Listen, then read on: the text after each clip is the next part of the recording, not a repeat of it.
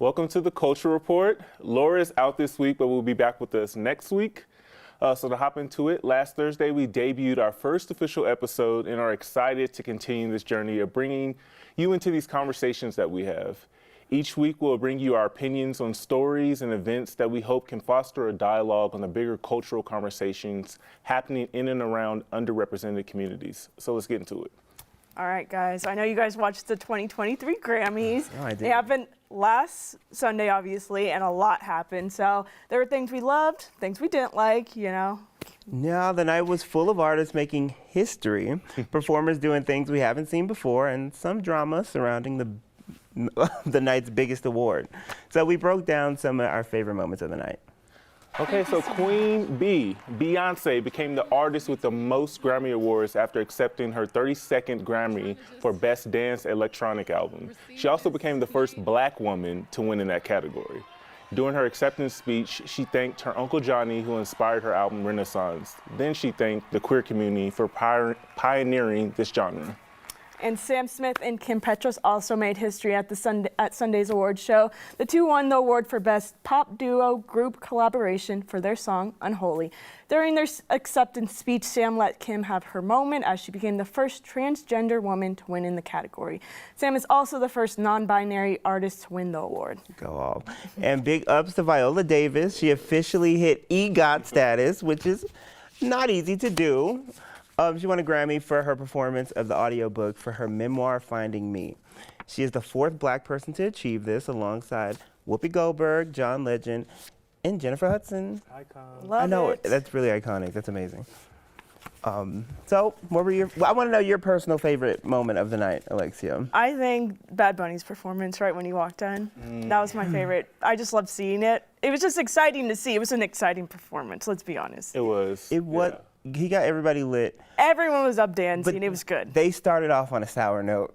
With the closed captions? I watch everything with subtitles and closed captioning. Yeah. For you to book a Spanish-speaking artist on the show, you know what song they're going to perform. Yeah. And then have the nerve to put singing in non-English. That was a huge misstep. I don't know how a company of that size could miss. He's the opening act. He's going to be singing in Spanish and rapping in Spanish. Why didn't you have subtitles? At least the lyrics of the song.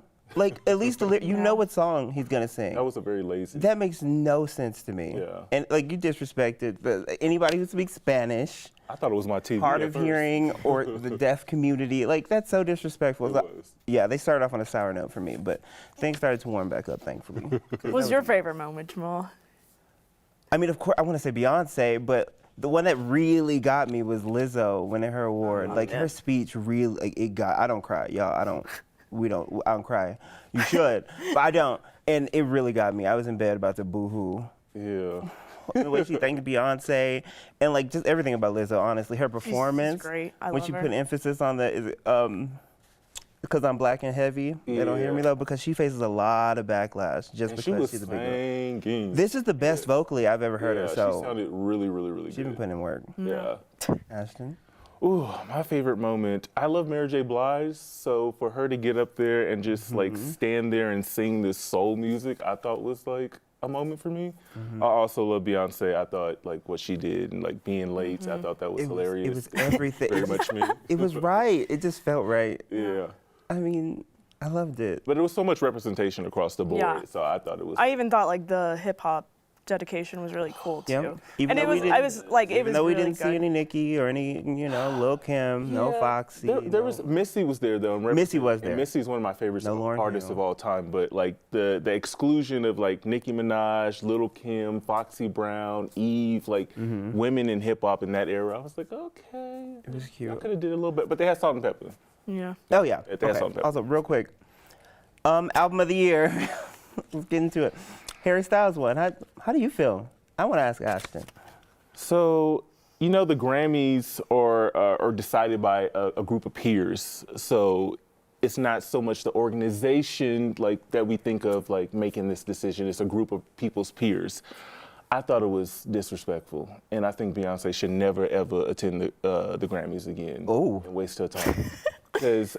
So this is the fourth, I believe, time she was nominated in this award, and they didn't give it to her. And her albums have been groundbreaking, going back to her self-titled album, and they didn't give it to her then.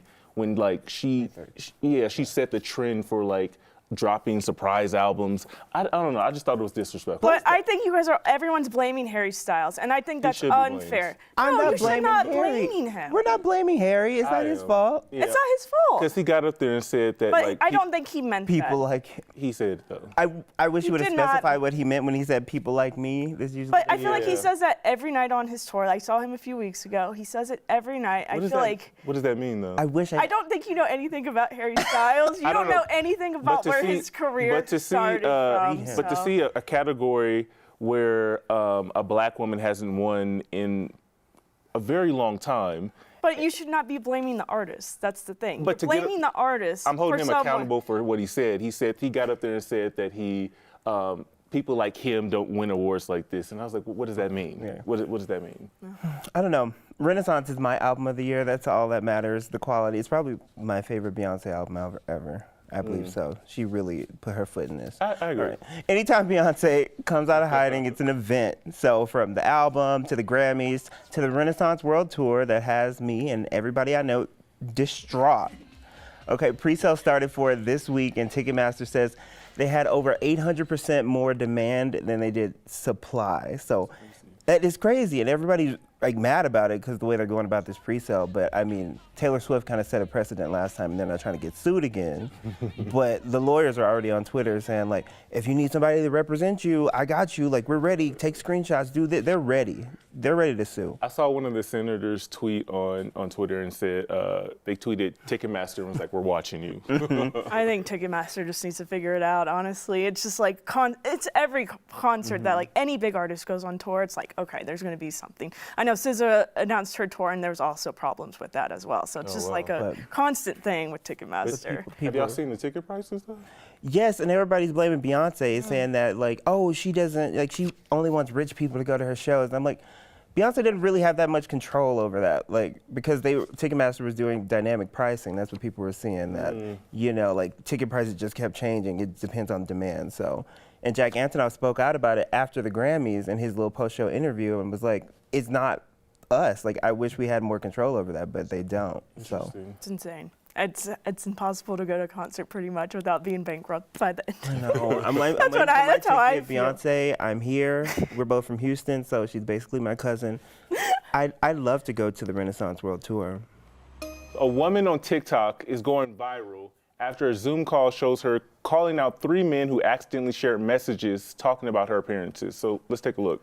If we're going to continue working together, I want to work with a woman sales representative because I don't want to have to see locker room talk about myself when you're sharing screens. So if we're going to move forward, I would like to work with a account rep that's maybe a woman in the area so that we can move forward that way. I know that was a mistake, but I don't want to see that's like inexcusable mistake. Yeah, I just don't want to see like locker room talk about myself. So if we could, I like the product. I know it's good. I know it's tried and true, but I just want to work with a woman like moving forward if possible. So Alexia, like seeing that, how did that make you feel, or did that resonate with you, seeing like the challenges that a woman in her career field had to go through? I feel like it happens all the time. Let's be honest. There's stuff we don't see. Right. I mean, they accidentally shared the screen with her. That's the only reason she found out. Just Right. imagine how much this happens all the time. So, you know, it hasn't personally happened to me. I mean, I don't know, actually. It could, I don't know, it could happen behind closed doors, but it's unfortunate and sad that, you know, as a woman, we have to deal with this. We're judged based on our appearance. It's kind of sad, you know. And you know, like I'm Hispanic, so it's like my color of my skin and my gender, so it's Right. like, I don't know. It's unfortunate That for was me. tough to see.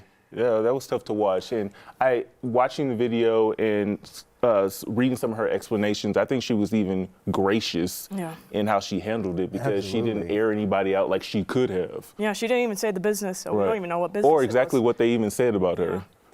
She said it was like they talked about her appearance, obviously, Right. but I know she didn't want to put it out into the world because it like was harmful for her Yeah. family. So that's sad. Yeah, and I know a lot of people don't want to speak out about it because they feel like they'll be like ridiculed or they'll be like punished, and then like the guys kind of get off like scot free, like, oh, don't do that again, because that boys will be boys mentality, which Right. is so stupid, and it just fosters this whole like weird mentality that guys think that, oh, it's whatever, it's just locker room talk, it's just this, Yeah. it's just that, and Right. it's unacceptable. They said it themselves it was inexcusable. They know that, and I think you can have your own opinions about somebody. I can think you're beautiful. That doesn't mean I have to let you know that. That shouldn't impact our work relationship. That's where I feel like it crosses the line. Like, Definitely. we're human. We're gonna have emotions. We're gonna have our thoughts. I would have been marching straight up to HR. Loud. Oh, I definitely would have. Right. But similarly, how women have those challenges in the workplace, gay men, I have read, also have those challenges. And a new study by the University of Sydney found that that glass ceilings in the workplace do exist for gay men, and that more femme-presenting gay men were often passed over for leadership roles. So Jamal, like, have you ever felt that you hit a glass ceiling in a work environment? I personally have not. I mean, I may have. I think I probably live in my own delusion. I know it's an issue. Like I'm aware, but the workplaces I've been in, which in this industry it hasn't been very many. It's only been about 2. Like management and things like that, they make me feel comfortable enough to where I don't have that concern. But I mean, it is in the back of my mind. It crosses my mind, but it hasn't been. Also, all of us are at the intersection of multiple marginalized identities. And I think us being gay black men, sometimes I feel like our blackness precedes our gayness. So like, I think if any glass ceiling that I worry about in work environments is being black.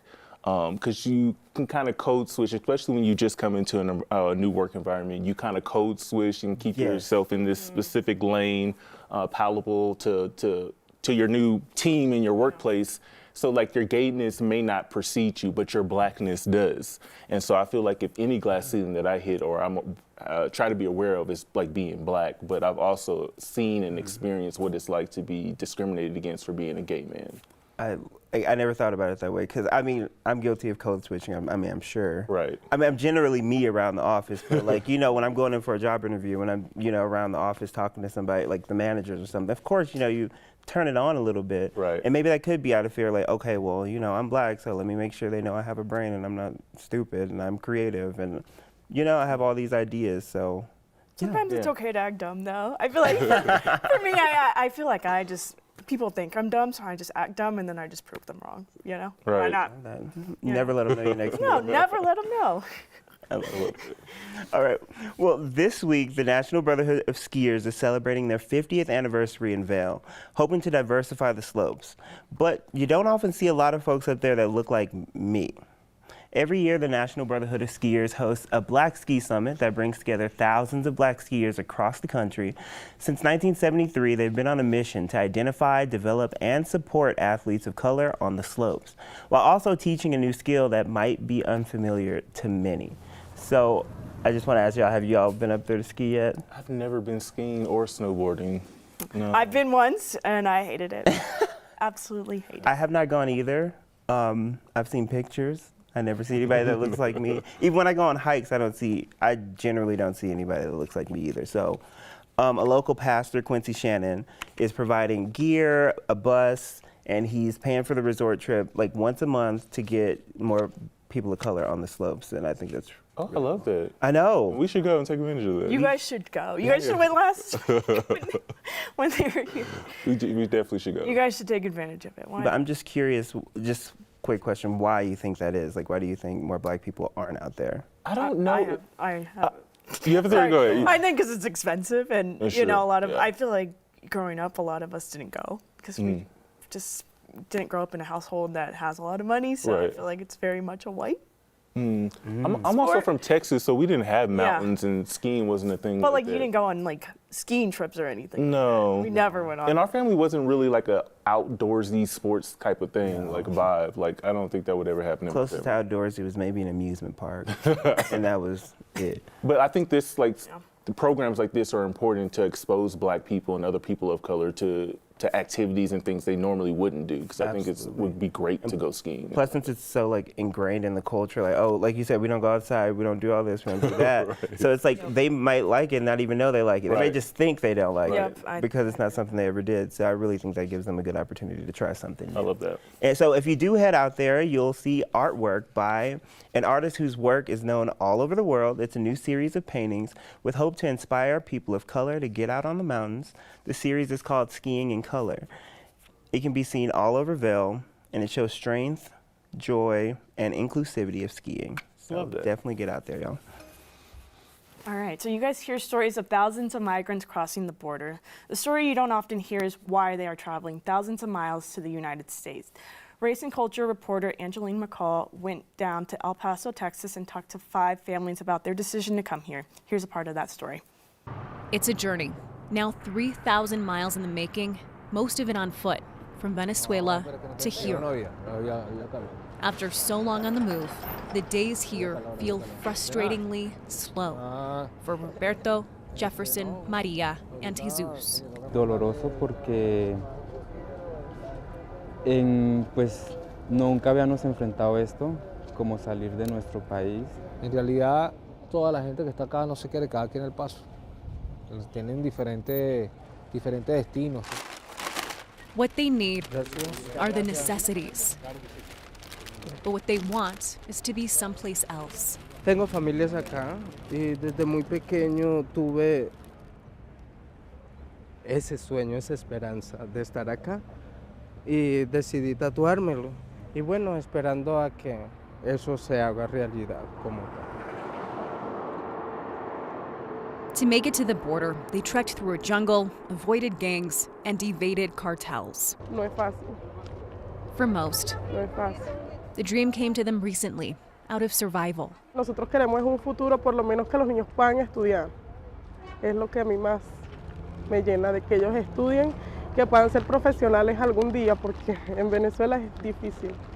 Maria decided this journey wasn't for her, it's for her kids. Toca tener fuerza hasta, o sea, sacar fuerzas de donde no hay, por los hijos, porque si yo no tengo fuerzas, mis hijos tampoco. Ellos dependen de mí. And of course, you can watch the full story at 9news.com. And we have Angeline here today to talk more about the story. So, Angeline, I just want to thank you for doing this story. Welcome to the Culture Report. Thank you. It was a great story. And, I just want to talk a little bit more about, like, your experience going down to El Paso. Like, what was it like going down there? Yeah, that was my first time going down to El Paso, and actually ever going down to a border town. And so, a personal experience for me, it was my first time. I wasn't sure entirely what to expect, but great place to a great city, and we met some really amazing people down there. And I think what's great about it is just everyone was so humble and so willing to share their stories despite being in a spot where there was a lot of uncertainty, where they hadn't gotten quite to where they wanted to be yet. That was really just the first step. So for me, it was a really great experience to meet them, and I've stayed in touch with all of them. All of them are now in different places other than El Paso. So that's where they're at right now. Awesome. Well, I just want to know why you've been on this from the jump, from the start. So I just want to know, why is it so important for you to tell these stories? Why does it feel personal for you? Yeah, I think it feels personal for me because I think a lot of people don't really understand what goes into making a decision like uprooting your life, leaving everything you know, leaving a country that you call home. A lot of people might never have a chance to talk with a family or a person that's faced with a decision like that.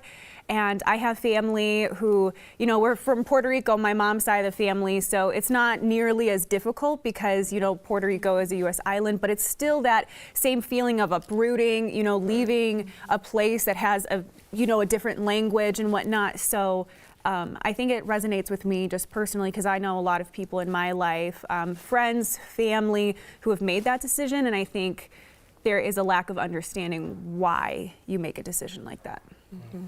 What's the next step in their story, or like what comes next for them?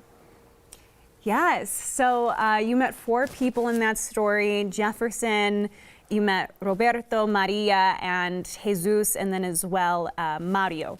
So Mario was in a town called Las Cruces, which is actually 40 miles north of the border. So they wanted to get out of El Paso. So they're actually still in that same place. So they're the ones that, that family decided to kind of stay in one place. They're trying to figure out a game plan for what's next. As for Maria, she's here in Denver. So I just got to see her a couple days ago. And then Roberto was here. He just left yesterday, so we said goodbye to him. He's on his way to New York. And I'm trying to think, Jefferson, he was here in Denver as well. He's already in New York as well with a couple friends that he traveled with. And then I know I'm missing someone. Who am I missing? Oh, Jesus. Last time I talked to Jesus, he was in El Paso. But since then, I've learned that he actually went back to Ciudad Juarez. He wanted to go back and actually go through a port of entry to make things a little bit easier for him in the asylum process. Wow. Awesome. I know a lot of people that see this story are probably wanting to help in some kind of way. Do you know how we can help them? Yeah, a lot of them are looking for donations for different things, right? But right now, a lot of them, as far as I'm aware, they have a lot of their basic needs met in terms of, you know, they have suitcases, they have clothes, they have hygiene products, and they actually said that they got a lot of resources from the city of Denver for those who actually came through Denver or who are still here. Mm-hmm. So that's been positive for them. What you did was really special, I think, with that story, particularly just being able to like humanize this crisis that's happening at the border and seeing like people that are actually going through it. I thought for me it made me understand on like a much deeper level what was happening. That makes me so happy because I feel like, you know, it's such a heated topic when it comes to anything related to immigration, and sometimes you don't necessarily hear directly from the people who are going through something like that. And so that was our goal in terms of doing this story, was just to make sure that they have a chance, if they want to say why they did this, right, to say what's next for them, to tell us about their fears, about their joys along the journey. And so, yeah, it's been really positive to get to know them. Well, great work on that story. Thank you. Yes, thank you for joining us. I'm glad that you guys enjoyed it. Yes. Thank you so much. Absolutely. Thank you. Okay, so each week we want to end with the good news, the good things that are happening and impacting the culture. So this is our good news. Autumn Lockwood, the Eagles' assistant coach, is set to become the first Black woman to coach in the Super Bowl. All right, and new dolls inspired by Disney princesses are inspiring Black girls all over the world. Disney teamed up with Creative Soul Photography to debut a new collection of magical dolls. These dolls will have natural hairstyles, and their dresses will have beaded details and embellished African fabrics and accessories. These dolls are now for sale at shopdisney.com. Awesome.